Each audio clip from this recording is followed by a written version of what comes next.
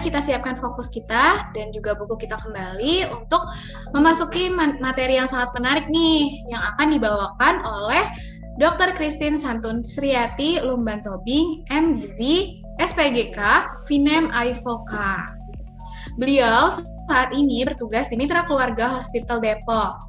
Beliau juga saat ini menjadi Kepala Departemen Gizi Klinis di Rumah Sakit Jantung Diagram Siloam Hospital Cinere. Beliau memiliki akun Instagram sosial media dengan username @dr.christine.tobing. Baik, tanpa berlama-lama, mari kita langsung panggil saja Dr. Christine. Halo Dr. Christine, selamat sore. Halo, selamat sore Oli. Ya, baik, waktu dan tempat saya persilakan. Silakan dokter. Oke, terima kasih. Selamat sore Bapak Ibu semuanya. Mudah-mudahan belum ngantuk ya. Kita ngomongin makanan, mudah-mudahan malah jadi lapar. Oke, jadi saya langsung share screen aja. Nah, kalau dari saya, kita ngomongin soal kalau kita sudah tahu nih anak kita tipe 1 diabetesnya. Terus mau makannya gimana? Karena tadi kan sudah dijelaskan targetnya itu selain supaya anaknya kita bisa tumbuh dan berkembang dengan baik, gimana caranya supaya gula darahnya juga terkontrol. Jadi pertumbuhannya juga tidak akan terganggu.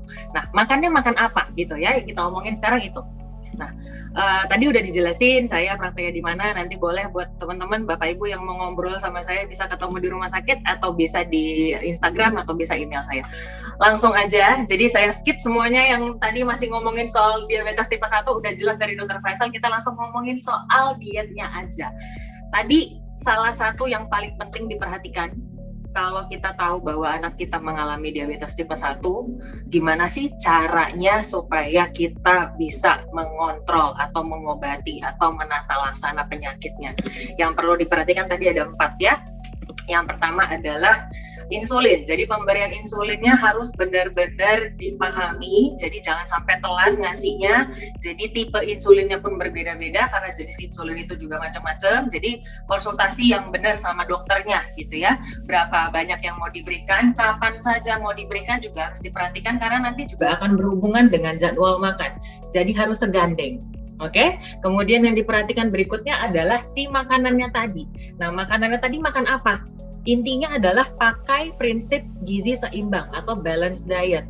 Nanti di sini juga harus kita perhatikan gimana caranya memilih dan menghitung karbohidrat karena hubungannya nanti dengan penggunaan insulin. Nanti di belakang saya akan jelasin lebih panjang lagi ya. Jadi intinya adalah kita berikan nutrisi pada anak kita supaya kecukupan nutrisinya supaya dia bisa tumbuh dan berkembang sampai besar. Kemudian juga untuk kontrol gula darahnya, untuk mencegah komplikasi, biar si penyakit diabetesnya juga nggak makin parah. Dan juga untuk memaintain atau mengelola berat badannya. Jadi kalau berat badannya terlalu kecil atau mungkin malnutrisi, harus kita tambah, kita naikkan jadinya berat badannya ideal. Atau sebaliknya, kalau anaknya malah obesitas, harus kita turunkan berat badannya supaya berat badannya ideal. Tujuannya apa? Tujuannya tetap untuk kontrol supaya bisa kontrol gula darah tadi, jadi bisa mencegah terjadinya komplikasi yang lebih berat lagi gitu ya. Kemudian yang ketiga, nggak cuma soal makanan doang, tapi juga harus ada exercise-nya, harus ada latihannya atau olahraganya. Nah ini nanti disesuaikan sama anaknya masing-masing, disesuaikan juga dengan kesukaannya masing-masing gitu ya. Kemudian yang keempat itu tentang harus dicek secara reguler, secara teratur gula darahnya. Jadi nggak cuma main suntik-suntik insulinnya tapi nggak dicek gula darahnya ya. Oke, jadi dari 4 pilar ini kita akan bicarain yang satu, yaitu tentang si dietnya. Oke, sekarang kita ngomongin soal makanan. Yuk, tadi ngomongin apa yang mau dimakan dan bagaimana cara makannya. Nah, tadi udah dijelasin. Intinya sih, prinsipnya harus gizi seimbang. Jadi sebenarnya tidak ada diet khusus untuk diabetes. Apalagi diet diabetes tipe 1 misalnya. Beda lagi sama tipe 2, enggak. Karena tidak ada diet khusus diabetes. Jadi umumnya sebenarnya masih sama seperti prinsip makan untuk orang sehat. Jadi tetap pakai gizi seimbang. Cuman memang akan ada beberapa faktor yang lebih diperhatikan. Ya. Nah, sekarang ngomongin soal diet seimbang, sering ngomong tentang diet seimbang. Isinya apa sih gitu? Artinya apa sih gitu ya? Nah, yang namanya diet seimbang atau gizi seimbang artinya apa? Kita harus mengkonsumsi beragam macam makanan. Kenapa? Supaya kita bisa mendapatkan semua nutrisi yang ada seperti karbohidrat, protein, lemak, vitamin, dan mineral. Dan ini didapatkan kalau kita makannya dari berbagai macam makanan. Nggak bisa cuma pilih-pilih makan A, B doang. Karena tidak ada satu makanan pun yang bersifat superfood. Artinya apa? Tidak ada makanan yang kita makan satu tok, udah bisa dapat semua nutrisinya. Nggak ada. Karena itu, maka supaya kita bisa dapat 5-5-nya, maka kita harus makan berbagai macam makanan. Tapi bukan berarti karena saya bilang, oke, kita makan berbagai macam makanan, main hantem aja dimakan semua. Enggak. Jadi makanlah berbagai macam makanan, tapi porsinya sesuaikan dengan kondisi tubuh kita, dengan kebutuhan kita, dengan usia kita, dan berat badan kita. Buat anak juga seperti itu, ya. Oke, jadi komponennya diet seimbang itu apa? Ingat tadi, pokoknya harus bisa memenuhi semua nutrisi yang kita butuhkan. Ada 5 tadi. Yang pertama, karbohidrat. Karbohidrat itu adalah bensinnya kita, gitu ya. Kalau nggak ada dia, kita nggak bisa ngapa-ngapain. Jadi sumber energi utama kita dari karbohidrat. Nah, ini harus bisa memenuhi setidaknya minimal separuh dari kebutuhan energi kita. Ya, jadi tangki bensin kita separuhnya itu harus berasal dari karbohidrat. Oke, kemudian nutrisi yang berikutnya kita dapatkan dari protein. Protein itu bisa dari lauk hewani, bisa dari lauk nabati. Nah, proteinnya ini kira-kira berapa banyak nih? Nah, kira-kira sekitar 10-15% dari total energinya kita. Jadi tadi separuhnya dapat dari karbohidrat, 10-15%-nya dapatnya dari protein. Kemudian yang berikutnya adalah lemak. Lemak bisa dari makanan yang berlemak, bisa dari minyak, bisa dari biji dan lain-lain. Nah, kalau dari minyak atau dari lemak, 25% dari total kalori. Jadi ingatnya gampangnya gitu aja.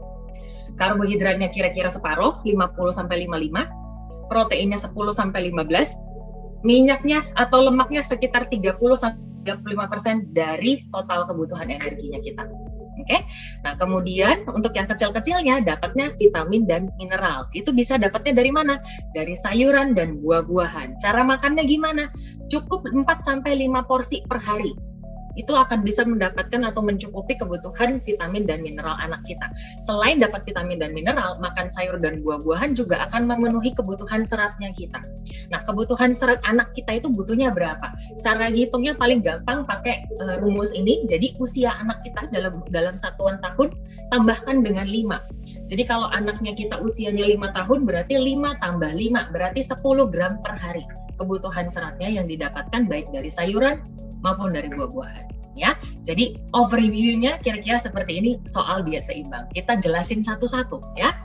Yang pertama, tadi sumber utama bensinnya kita itu dapatnya dari karbohidrat. Nah, ternyata karbohidrat ini ada 2 jenis, ya.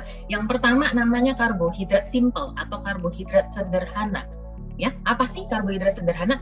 Karbohidrat sederhana itu adalah jenis karbohidrat yang paling kecil molekulnya. Artinya apa? Udah nggak bisa dipecah lagi. Artinya begitu masuk ke dalam tubuh kita, udah nggak perlu dicerna, udah langsung diserap. Jadi gampang sekali diserap. Nah, karena dia gampang sekali diserap, maka dia akan gampang sekali meningkatkan gula darah. Gitu. Jadi begitu kita makan, biasanya dalam waktu sekian menit itu gula darahnya langsung peak, langsung naik. Nah, contohnya apa aja nih yang simple carbs?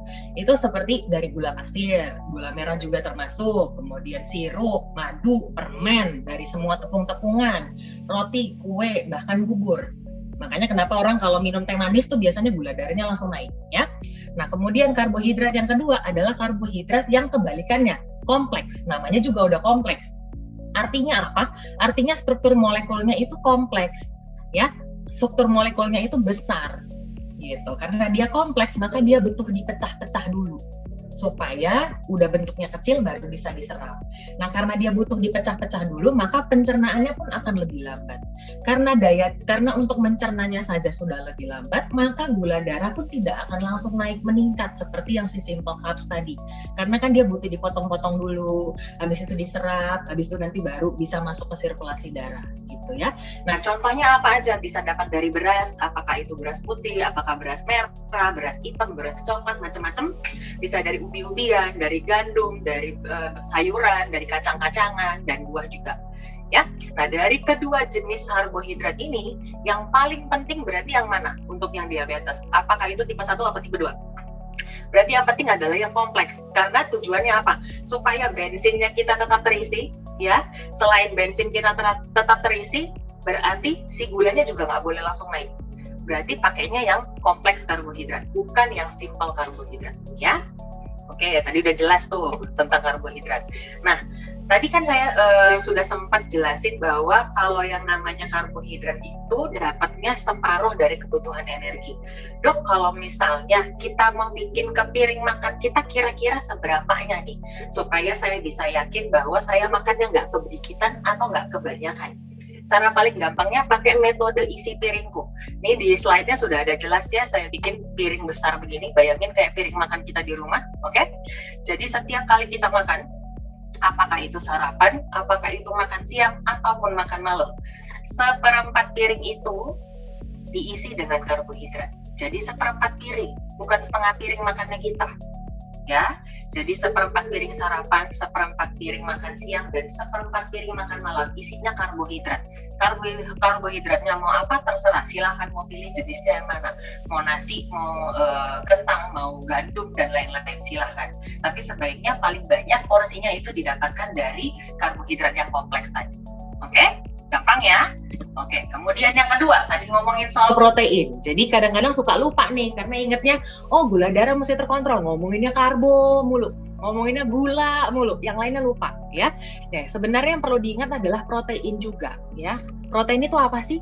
Protein itu sebenarnya sumber pembangunnya kita. Kalau tadi yang namanya karbohidrat itu bensinnya kita, kalau protein itu kayak batu batanya kita. Kalau kita mau bangun sesuatu, mau bikin rumah gitu ya, kan harus ada batanya yang harus kita susun. Nah, batanya itu, building blocks-nya itu adalah si protein.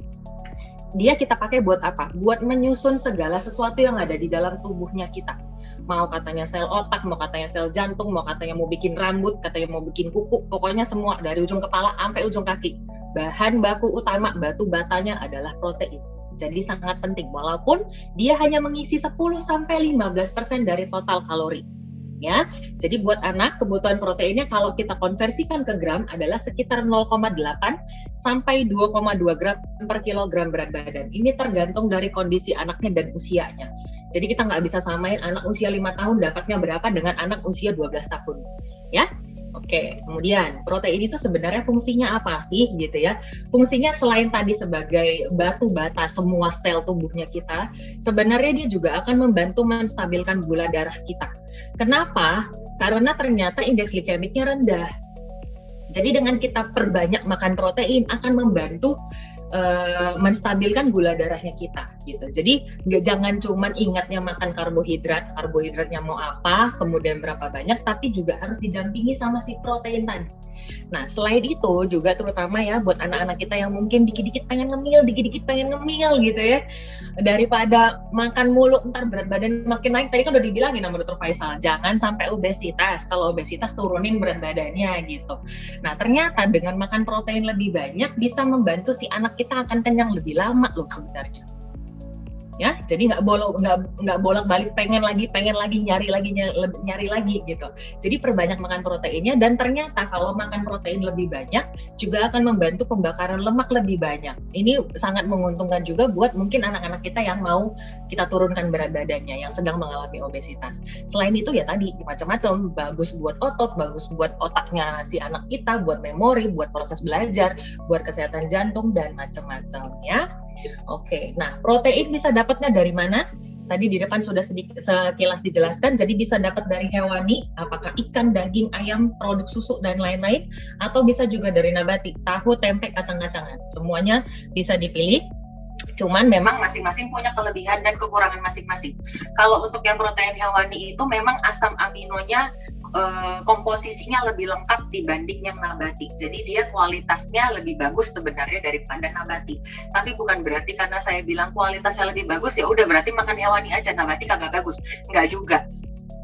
Dua-duanya tetap oke, tapi kalau kita mau bandingkan 1 banding 1 memang si hewaninya akan lebih baik karena dia asam aminonya lebih lengkap. Ngomongin soal lauk nabati, kalau untuk yang lauk nabati itu walaupun asam aminonya tidak selengkap yang hewan, tapi ternyata didapati dari nabati itu justru kandungan lemak yang sehat gitu, dan juga tinggi isoflavon. Isoflavon itu adalah antioksidan gitu. Jadi bukan berarti walaupun kualitasnya tidak sebaik si hewani bukan berarti dia juga nggak bagus. Jadi silahkan sebaiknya memang dikombinasi makan yang hewani dan nabati, tapi tetap dengan porsi yang sesuai dengan kita atau anak kita butuhkan. Jangan yang berlebihan gitu ya. Nah, kemudian tadi pertanyaannya, udah cukup nggak makan protein? Nggak cuman ngomongin soal karbohidrat. Kalau makan protein cukup nggak makan proteinnya? Kalau mau makan berapa banyak nih proteinnya gitu? Kalau mau kita bikin ke piring makan, berapa banyak kita makan supaya kita yakin bahwa proteinnya cukup gitu ya. Nah, jadi pastikan setiap kali kita makan harus ada 1 porsi protein. 1 porsi protein. Pegang dulu ya, 1 porsi. Jadi 1 porsi sarapan, 1 porsi siang, 1 porsi makan malam. Ya, bisa pilih tadi mau makan proteinnya hewani atau mau nabati atau mau dicampur. Silakan. Nah, sekarang pertanyaannya, 1 porsinya itu bagaimana? Ya, nah 1 porsinya itu paling gampangnya pakai palm size, pakai ukuran telapak tangan. Ya, jadi ukuran 1 porsi itu adalah sebesar telapak tangan anaknya kita. Jadi jangan kasih kecil banget, jangan kasih kegedean juga gitu ya.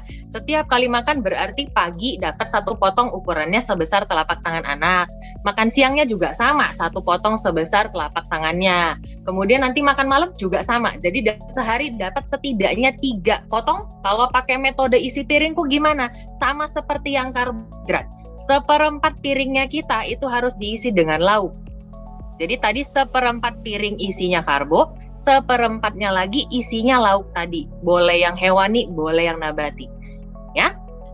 Nah, sekarang pertanyaannya, Dok, kayaknya kalau saya mau bikin kayak gitu, kayaknya anaknya nggak cukup deh proteinnya. Kalau saya bikin besar-besar, sesuai sama telapak tangannya, atau kalau saya mau bikin 1/4 piring makannya itu semua protein, kayaknya nggak habis nih. Kayaknya nggak cukup proteinnya. Gimana caranya? Nah, bisa kita penuhi dengan cara berikan cemilan yang mengandung tinggi protein. Jadi daripada dikasih keripik-keripik ya, mendingan dikasih yang tinggi protein. Contohnya, misalnya bisa susu atau produk susu, yogurt, keju, macam-macam silahkan. Kalau misalnya nggak bisa minum susu, boleh ganti sama susu nabati. Mau susu soya, mau susu almond, macam-macam. Silahkan, oke? Kemudian bisa juga dari edamame atau dari biji-bijian, kuaci gitu misalnya ya. Atau dari biji labu, chia seed, dan macam-macam. Atau bisa juga si protein tadi itu kita tambahkan ke makanan atau ke adonan kuenya. Misalnya, kita kasih makan roti, udah dikasih selai, tambahin sama slice keju lagi. Boleh, silahkan. Atau makan buah, daripada makan buah potong gitu doang, boleh ditambahkan dengan yogurt. Boleh, silahkan. Nah, atau bisa juga misalnya ditambahkan, mau bikin omelet, mau bikin telur dadar, kita tambahkan susu supaya lebih enak, lebih creamy. Yang kemudian yang berikutnya, untuk lemak masih dibutuhkan juga oleh anak kita, tapi mesti tahu dulu lemaknya mau kasih yang mana ya. Nah, di sini ada 3 jenis lemak. Bisa dilihat yang paling kiri itu adalah lemak tidak jenuh, yang di tengah itu adalah lemak jenuh, yang di kanan adalah lemak trans. Jadi semakin ke kanan, semakin kita tidak butuh, semakin anak kita pun tidak butuh. Semakin ke kiri, semakin anak kita butuh. Jadi yang sebaiknya lebih banyak dikonsumsi adalah yang paling kiri, yaitu lemak yang tidak jenuh. Nah, lemak tidak jenuh ini dapatnya dari mana? Macam-macam. Ya, bisa dapat dari minyak misalnya. Kalau kita mau masak ya, orang Indonesia pasti kalau mau masak, mau numis saja mesti pakai minyak kan ya. Nah, boleh silahkan pakai minyak, tapi pilihlah minyak yang lebih tinggi lemak tidak jenuhnya. Contoh, selain dari minyak zaitun, bisa dapat dari minyak canola, bisa dapat dari minyak biji matahari, boleh. Mau minyak sayur, boleh, silahkan. Kemudian buah-buahan juga ada ternyata yang mengandung lemak bagus atau lemak baik, contohnya alpukat, itu boleh. Kemudian dari ikannya bisa dari salmon, dari tuna, dari sarden, kembung, makarel, lele. Jadi nggak harus belanja mahal-mahal beli salmon ya, beliin aja kembung sama lele juga udah cukup. Oke?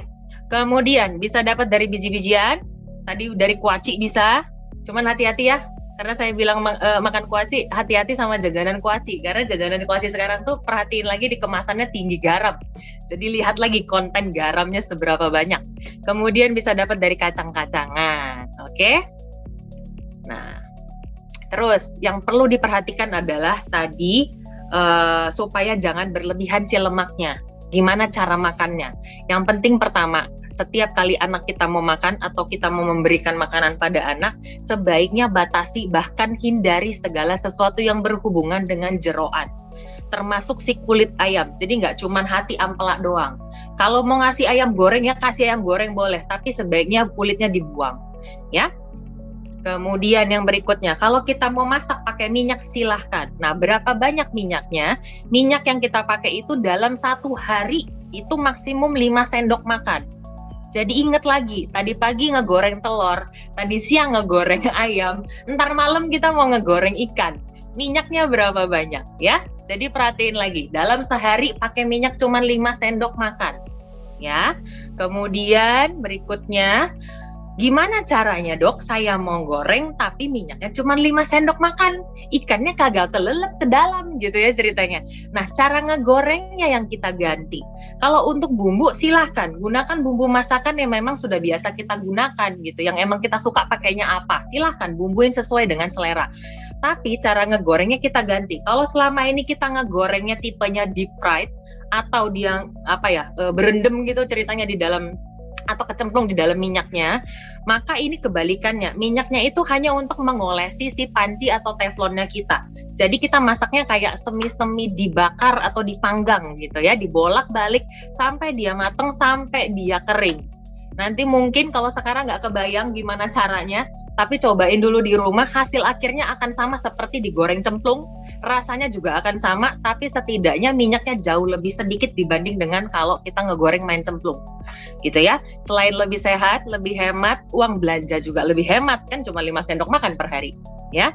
Kemudian kalau kita mau masak juga jangan lupa, terutama kalau pakai minyak yang mengandung lemak tidak jenuh yang tinggi, itu gunakan api yang kecil atau api yang sedang saja. Jadi jangan main apinya gede-gede gitu ya. Kenapa? Karena kalau apinya gede maka nanti si komposisi lemak baik yang ada di dalam minyaknya malah jadi berubah, malah jadi nggak baik, sayang jadinya ya. Jadi gunakan api yang kecil atau api sedang. Kemudian pastikan pada saat kita masak minyaknya sudah panas dulu, baru kita cemplungin, kita masukin makanannya. Tujuannya apa? Supaya jangan terlalu lama kontak antara makanan dengan si minyaknya. Jadi begitu dia panas langsung masukin supaya proses masaknya nggak perlu lama-lama gitu loh ceritanya. Daripada kalau belum benar-benar panas kan akan lebih lama kontaknya dengan si minyak. Kemudian setelah masak boleh gunakan kertas atau tisu untuk menghilangkan atau mengurangi kelebihan minyak pada makanan tadi, apakah digoreng atau macam-macam ya. Kemudian juga jangan gunakan minyak bekas berulang kali. Maksimum makainya 2 kali. Habis itu jangan dipakai lagi. Kenapa? Karena semakin sering kita ulangin, makin sering minyak bekasnya kita pakai lagi, itu komposisi di dalam si minyak makin jelek. Ya, yang ada bukannya sehat tapi malah jadi makin sakit. Ya. Kemudian simpan minyaknya juga pada tempat yang sejuk, tidak langsung terkena cahaya matahari dan tidak lembab. Ya, udah ngomongin soal lemak. Masuk sekarang ke bagian serat. Tadi serat didapatkan dari buah-buahan dan juga dari sayuran. Nah, sebenarnya serat itu apa sih gitu ya? Serat itu sebenarnya karbohidrat juga dan dia masuk dalam kategori karbohidrat yang kompleks. Oke? Tapi dia tidak dapat dicerna oleh tubuh kita. Karena dia nggak bisa dicerna, berarti nggak bisa diserap. Makanya kalorinya kecil dibandingkan sama kalau kita makan nasi. Ya, jadi dia karbohidrat kompleks, dia tidak akan meningkatkan gula darah cepat, dan dia juga tidak akan membuat kalorinya semakin banyak. Kenapa? Karena dia tidak dapat diserap tubuh kita. Oke, nah tadi saya jelaskan bahwa serat itu bisa didapatkan dari tanam-tanaman, jadi dari sayur, dari buah, dari grains, biji-bijian, kacang-kacangan, ya. Nah kemudian pentingnya si serat ini apa sih? Sampai tadi saya bilang pokoknya cukupi kebutuhan serat. Cara taunya berapa itu dari umur tambahin 5 gitu. Tujuannya apa? Yang pertama, serat itu adalah makanan bakteri baik di ususnya kita. Jadi di dalam usus kita ada namanya lingkungan mikrobiota. Lingkungan mikrobiota ini isinya bakteri jahat sama bakteri baik. Dijaga supaya ini seimbang. Jangan lebih banyak yang jahatnya daripada yang baik. Nah, supaya si baiknya yang lebih banyak, berarti harus kita kasih makan. Sama kayak anak kita gitu. Supaya dia sehat, berarti kasih makan toh. Sama, bakteri baiknya juga dikasih makan. Makanannya pakai apa? Pakai si serat tadi. Tujuannya apa? Supaya lingkungan saluran cernanya kita itu sehat. Karena di dalam saluran cerna kita itu adalah salah satu sistem imun kita yang terbesar. Jadi kalau saluran cerna kita sehat, maka seluruh tubuh kita pun akan ikutan sehat. Oke? Nah, kemudian yang berikutnya, Serat itu juga akan membantu meregulasi gerakan usus, jadi supaya anak kita juga gak gampang susah buang air besar, jadi mencegah konstipasi juga gitu ya. Selain itu sama kayak si protein tadi, ini mungkin akan menguntungkan buat anak-anak kita yang mau menurunkan berat badan atau obesitas, karena dia memperlambat pengosongan lambung. Maka kalau kita makan serat banyak atau anak kita berikan makan serat banyak, akan memberikan rasa kenyang yang lebih lama. Jadi nggak dikit-dikit minta, dikit-dikit jajan gitu ya. Oke, nah serat ini dapatnya dari mana? Tadi sudah saya jelaskan, dari buah-buahan dan sayur-sayuran. Sebaiknya dapatnya dari mana aja? Dari semuanya. Semakin berwarna dia, semakin baik. Jadi ingat, eat your rainbow. Maksudnya apa? Buah dan sayur itu kan memang diciptakan Tuhan berbagai macam warna ya. Tujuannya bukan supaya piring kita cantik. Enggak. Karena sebenarnya di balik warna-warna itu ada artinya bahwa setiap sayur dan buah yang berwarna-warni tadi itu ada kandungan antioksidannya masing-masing. Likopen pada tomat, nanti di dalam ungunya terong juga ada, di dalam merahnya apel juga ada, di dalam oranye-nya wortel juga ada. Jadi sebaiknya memang kita biasakan anak-anak kita itu makan sayur dan buah yang berbagai macam warna. Gitu. Mau apa aja silahkan, mau dicampur-campur, bikin salad, bikin pecel, bikin gado-gado, silahkan ya. Jadi kembali lagi saya ingatkan untuk yang metode isi piringku tadi udah jelas, kalau karbohidrat makannya 1/4 piring, kalau lauk tadi 1/4 piring juga lah. Sisa setengah piringnya apa? Nah, sisa setengah piring inilah yang kita isi sama si rainbow tadi ya, sama si sayuran-sayuran tadi. Jadi udah jelas ya, piring makan 1/4-nya tadi karbo, 1/4-nya lauk, setengahnya lagi rainbow. Oke? Oke, sekarang pertanyaannya yang paling sering ditanyain.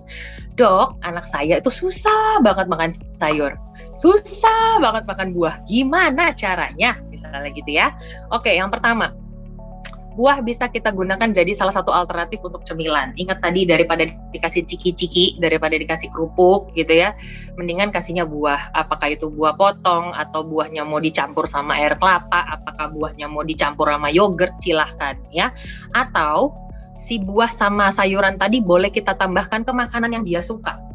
Ya, misalnya ke dalam si omeletnya dia boleh tambahkan brokoli atau potongan wortel, atau misalnya dia suka makan sup ayam, di dalam sup ayamnya boleh ditambahin sayuran ya, atau cream soup, atau misalnya anak kita suka makan burger, boleh, tapi jangan cuma dikasih burger sama hamnya doang, kasih sayurnya yang dia suka aja dulu, nggak perlu dipaksain makan selada, misalnya kayak gitu ya. Atau misalnya kayak gini nih, anaknya misalnya mau dicobain makan oatmeal ditambahin sama buah yang dia suka, atau doyan makan bubur ayam misalnya, tapi jangan cuma bubur sama ayam doang sama cakwe misalnya gitu, boleh ditambahkan sayuran, apakah ditambahkan labu, ditambahkan bayam, jadi bubur Manado gitu, boleh, silahkan ya.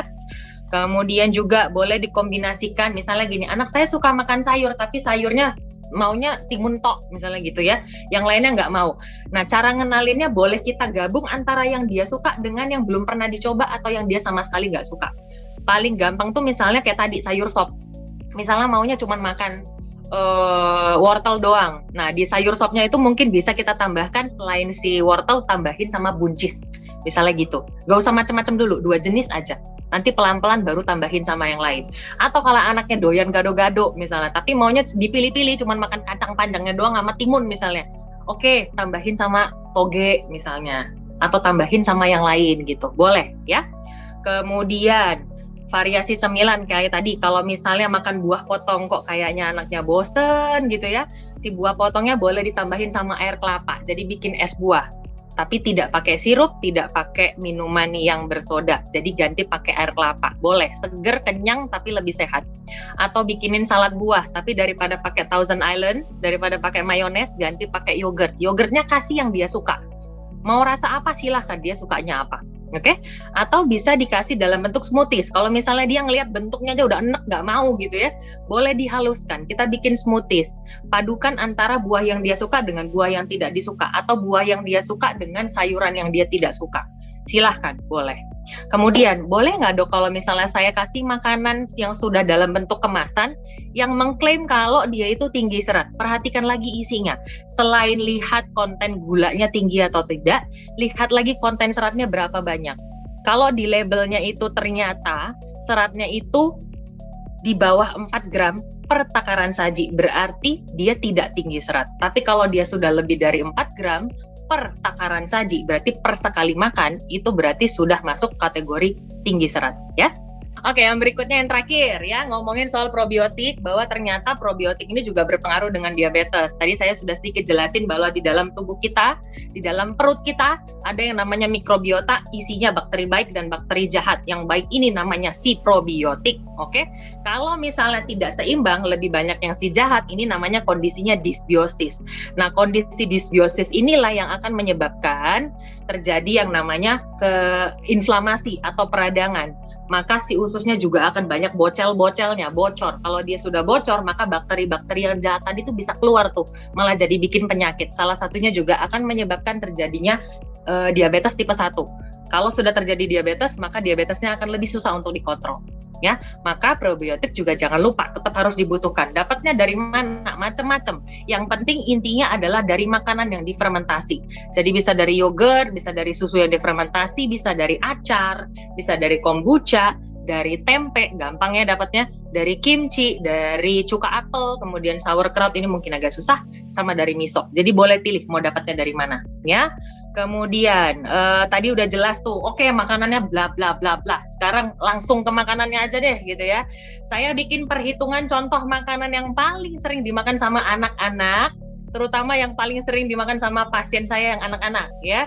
Jadi biasanya pagi-pagi tuh makannya nasi putih, pakai mie gorengnya entah itu bihun, entah mie telur, entah itu indomie ya, entah apapun mie instannya. Terus biasanya tambahin sama nugget. Terus supaya gampang, ya kan, karena anaknya nggak mau makan buah, biasanya dikasih jus, biar gampang ngasihnya jus botolan, ya. Entah apapun lah botolannya, kira-kira seperti ini. Nah, dengan makan seperti ini, komposisinya kira-kira gimana ya? Bagus atau enggak? Ya, kita lihat, saya sudah bikin perhitungannya. Jadi kita anggap nasi putihnya sekitar 150 gram, mie gorengnya kalau kita pakai mie instan katakanlah sepertiga bungkus ya. Kemudian nuggetnya 2 potong, sama kasihlah jus buah 1 botol.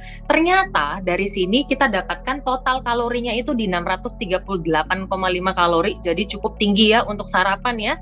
Kemudian karbohidratnya tadi 119, proteinnya 13,7, lemaknya 11,7. Tadi saya sudah hitung komposisi masing-masing. Untuk yang protein, ternyata ini hanya mengisi 8,8% dari total kalorinya untuk sekali makan. Padahal ingat tadi yang waktu di depan kan protein harus mengisi 10-15. Ini cuma 8,8, berarti masih kurang. Oke? Nah, untuk lemaknya sekitar 16,5% doang. Padahal tadi untuk lemak itu tadi kan saya katakan 30-35%. Oke? Nah, untuk karbonya ini berapa? Karbonya gede banget. Dengan makan begini ternyata komposisi karbonya itu 75% loh. 3/4 dari total kalorinya dia isinya karbo semua. Padahal tadi di awal sudah dijelaskan rekomendasinya hanya separuh, 50-55%. Berarti ini karbonya terlalu tinggi. Jadi kalau dibilang apakah ini masuk diet seimbang? Ini tidak masuk ke diet seimbang. Nah, sekarang pertanyaannya, kalau kita masukkan ke rasio insulin gimana? Kalau kita gunakan rasio insulin dengan karbohidrat 1:15, artinya apa? 1 unit insulin untuk 15 gram karbohidrat. Lah kalau dia butuhnya untuk makan ini tadi karbohidratnya 119,5, berarti dia butuh insulinnya kita bagikan 15, butuh insulin 8 unit.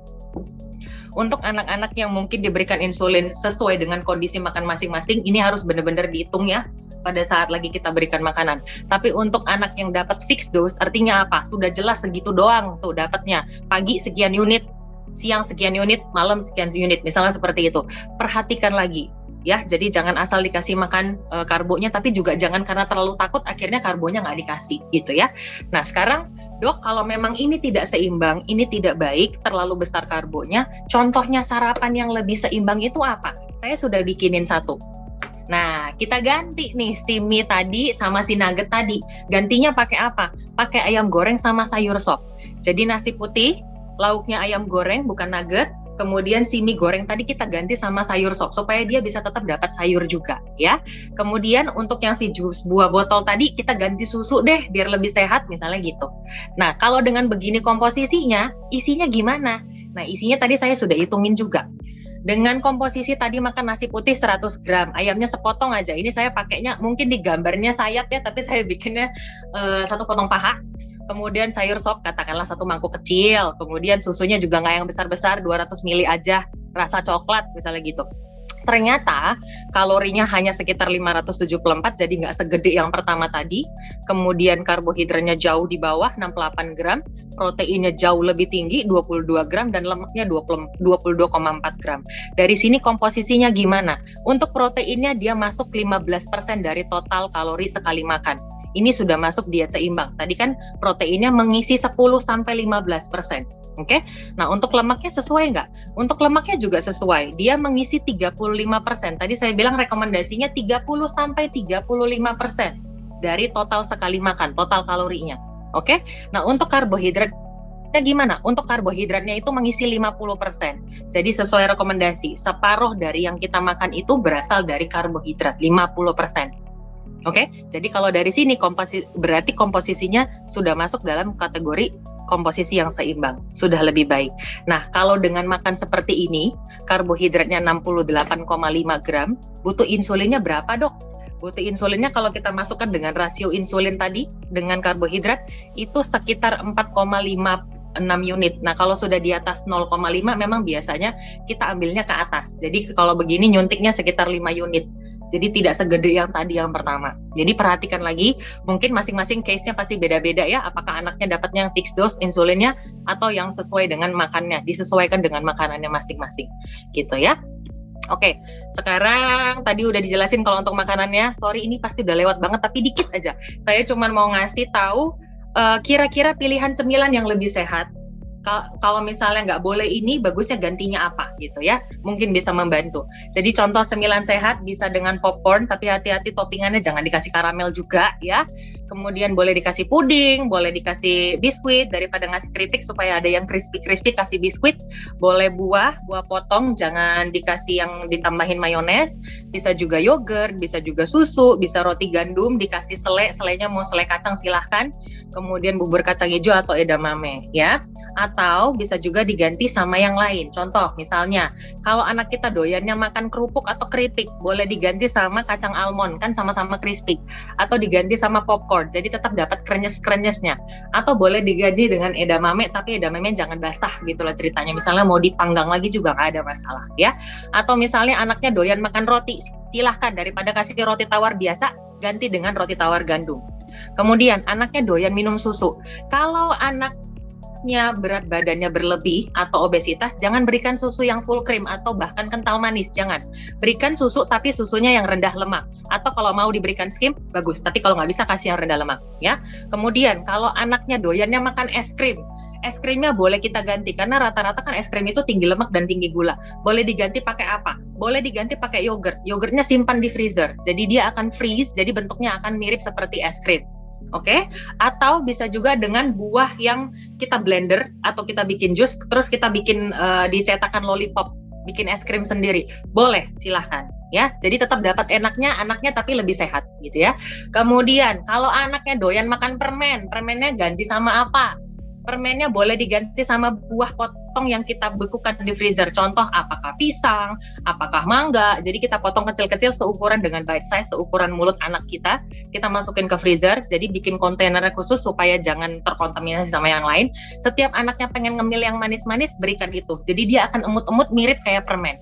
Atau bisa juga dengan ice cube. Ice cube maksudnya es batu, boleh pakai cetakan es batu yang kotak biasa atau cetakan es batu macam-macam ya. Banyak banget itu di e-commerce, di mana-mana jual, ukurannya terserah mau yang gimana. Di dalamnya itu bisa kita tambahkan potongan buah yang dia suka. Apakah tadi mau mangga, mau strawberry, mau apel gitu. Jadi bisa kita masukin. Jadi dia emut-emut tetap rasanya manis, tapi gula darahnya nggak langsung meningkat cepat gitu ya ceritanya. Oke, ini ada beberapa resep yang bisa saya berikan. Misalnya kalau untuk pagi-pagi ternyata agak males gitu anaknya buat ngunyah-ngunyah, pengennya yang cepet gitu. Mungkin anaknya tipe yang bangunnya juga agak lama gitu kan, ada yang seperti itu ya. Nah, itu bisa kita berikan dengan smoothies, dengan metode seperti ini atau resep seperti ini. Tadi saya sudah hitungin, proteinnya sekitar 15%, lemaknya sekitar 31%, dan karbohidratnya juga nggak tinggi-tinggi amat, 56%. Kalau mau dikurangin silahkan, mungkin potongan buahnya atau susunya boleh dikurangin. Dengan begini aja komposisinya sudah lebih seimbang. ya. Atau ini juga bisa dijadikan untuk resep salah satu contoh snack, ya. Karena ternyata selain dia juga tinggi protein, dia juga tinggi serat, jadi bisa bikin kenyang lebih lama. Selain itu juga ternyata rendah kalori. Jadi buat anak-anak yang mungkin mau kita turunin berat badannya, bisa tetap happy, tetap kenyang, tetap puas, tapi rendah kalori. Oke, seperti itu aja. Jadi tadi udah dijelasin banyak di awal. Intinya yang perlu diperhatikan adalah selain jumlah makanan, perhatikan jenis makanan, terutama tadi jenis karbohidrat, dan perhatikan benar-benar jadwal makan, terutama jadwal pemberian insulin. Harus segandeng. Oke? Seperti itu aja. Terima kasih. Baik, terima kasih nih dokter. Setelah selesai dari sesi ini, kita akan lanjut pada sesi pertanyaan ya dokter ya. Saya bantu bacain pertanyaannya dokter ya. Baik, pertanyaan pertama dari Nabila di Gresik nih dokter. Pertanyaannya, bagaimana cara mengatasi anak yang susah makan sayur karena makanan kesukaannya itu junk food atau fast food? Cara pemberian pemahamannya bagaimana nih dok? Silakan waktu dan tempat, saya persilakan. Oke, tadi sebenarnya sedikit udah dijelasin di slide ya. Mungkin jadi boleh dikombinasi dulu antara makanan yang disukai dengan yang dia tidak suka. Misalnya kayak tadi tuh doyannya misalnya kalau ini untuk junk food atau fast food berarti yang digoreng-goreng. Misalnya doyan nugget atau misalnya doyannya telur dadar. Nah, mungkin di dalam nuggetnya itu atau di dalam telur dadarnya itu boleh mulai diselipin. Nggak perlu macam-macam, nggak perlu banyak-banyak, satu jenis aja. Misalnya oke, selipin wortel doang deh. Misalnya gitu, boleh silahkan. Atau mungkin selain makan junk food sama fast food, mungkin anaknya doyan minum milkshake misalnya, bikinin milkshake sendiri gitu ya. Jadi di dalamnya itu campurkan sayuran yang mungkin rasanya nggak terlalu kerasa banget ya. Jadi ya jangan langsung dikasih bayam juga gitu ya. Misalnya nggak terlalu terasa rasa si sayurnya. Apakah itu labu, apakah itu misalnya kalau saya biasanya suka bikin smoothies antara daun bayam yang kecil-kecil tapi nggak usah banyak-banyak, tapi campurnya sama kiwi gitu atau campur sama mangga, jadi lebih kerasa si mangganya. Nah itu bisa dibikinin smoothies, nanti masukin ke cetakan lollipop, masukin ke freezer, jadi bikin es krim, boleh silahkan gitu. Jadi cari apa yang dia suka dulu, masukin ke dalam, nggak perlu banyak-banyak. Namanya juga mau cobain dulu gitu, dikit-dikit aja gitu ya. Nah kemudian cara memberikan pemahamannya sebenarnya gini, tergantung anaknya juga. Kalau anaknya udah usia remaja, mungkin akan lebih bisa kita ajak ngobrol dibanding sama yang masih di bawah 12 tahun gitu kan ya. Paling sebenarnya yang cara paling gampang untuk meyakinkan anak itu adalah anak itu kan tipenya peniru, penyontoh. Jadi lihat ibunya sama ayahnya juga. Kita nyuruh anaknya makan sayur, cobain macem-macem. Kalau dia lihat di piring ibu sama ayahnya nggak ada sayurnya, ya sama aja bohong. Gitu. Jadi caranya gimana? Sebaiknya memang lebih ke kita berikan contoh. Kemudian kita temani dia makan. Jangan cuma bilang, ayo nak makan ya, gitu. Nanti makan ini ya, makan itu ya, gitu-gitu. Tapi kita nggak ikut makan sama dia. Jadi makanlah bersama dengan dia. Kemudian dia lihat apa yang kita makan. Apa yang kita makan itulah yang kita berikan ke dia. Gitu. Karena tidak ada diet khusus buat diabetes sebenarnya. Jadi apa yang kita makan, dia akan makan juga, akan nyontoh juga. Tapi kalau kitanya nggak ngasih contoh, ya dianya juga nggak akan makan gitu loh. Ininya, caranya. Gitu ya, mudah-mudahan bisa membantu ya. Baik, dokter, terima kasih untuk jawabannya. Kita lanjut ke pertanyaan berikutnya ya dokter ya. Ya, baik, boleh, pertanyaan silakan. kedua ini dari Ayu Martini dari Tasikmalaya nih dokter. Pertanyaannya, kenapa gula darah tinggi terus padahal makan nasi cuma 1 kali? Itu pun di siang hari saja dengan porsi sedikit. Gimana nih menurut dokter? Oke, jadi ada salah satu kekeliruan atau pemahaman yang keliru ya. Jadi kalau kita itu selalu mikirnya gula darah itu naik kalau habis makan, terutama kalau makan yang tinggi gula, terutama kalau makan nasi, apalagi kasihan tuh si nasi dikasih dikambing hitamin, padahal nasi kagak ada dosanya gitu ya. Nah, padahal sebenarnya gini, tubuh kita itu diciptakan Tuhan pinter. Artinya apa? Sebenarnya tanpa kita makan pun tubuh kita itu bisa memproduksi gula sendiri. Kenapa? Karena badan kita itu kan butuh gula sebagai bensin. Tadi saya udah bilang bahwa kita butuh gula untuk bensin. Lah kalau kita nggak makan, entah itu lupa makan atau kita misalnya lagi puasa dan macam-macam, kan langsung mati dong kitanya, nggak ada bensinnya. Maka Tuhan ciptakan tubuh kita supaya tubuh kita itu bisa bikin sendiri, bisa produksi sendiri. Makanya kenapa ada orang yang tidak makan 40 hari bisa bertahan hidup. Nah, kenapa tadi makannya cuman dikit aja, makan cuman 1 kali, tapi di siang hari itu pun porsinya dikit, tapi gula darahnya tinggi. Jadi gini, kalau kita makannya sangat sedikit, atau misalnya gini, kebutuhan karbohidratnya dalam sehari kita minimal 130 gram loh per hari. Nah, kalau kita makannya dikit banget, apalagi tadi ngomongnya nasinya cuma 1 kali, itu pun di siang hari dan cuma dikit. Berarti saya asumsinya karbohidratnya itu cuma terpenuhi nggak sampai mungkin separuh dari 130 gram. Padahal minimal kita butuh 130. Nah, supaya bisa nyampe ke 130, badan kita akan membuat sendiri supaya nyampe tuh si 130. Nah, karena badan kita bikin sendiri, otomatis gula darahnya juga akan naik. Apalagi kalau untuk anak kita tipe 1 diabetes ya, gulanya naik tapi nggak bisa masuk ke sel karena nggak ada insulinnya. Jadi tetap stay di saluran darahnya. Makanya gula darahnya juga segitu-segitu aja. Makanya sebenarnya kekeliruannya adalah untuk orang yang diabetes, apakah itu tipe 1, apakah itu tipe 2, yang namanya makan itu benar-benar harus pas. Kelebihan tidak boleh, kurang pun tidak boleh. Baik, terima kasih dokter. Oke. Saya ingin mengucapkan terima kasih kepada dokter Christine karena telah memberikan materi yang sangat luar biasa dan juga jawaban-jawaban dari pertanyaannya yang benar-benar gampang dan mudah dimengerti gitu ya dokter ya. Oke, terima kasih. Baik.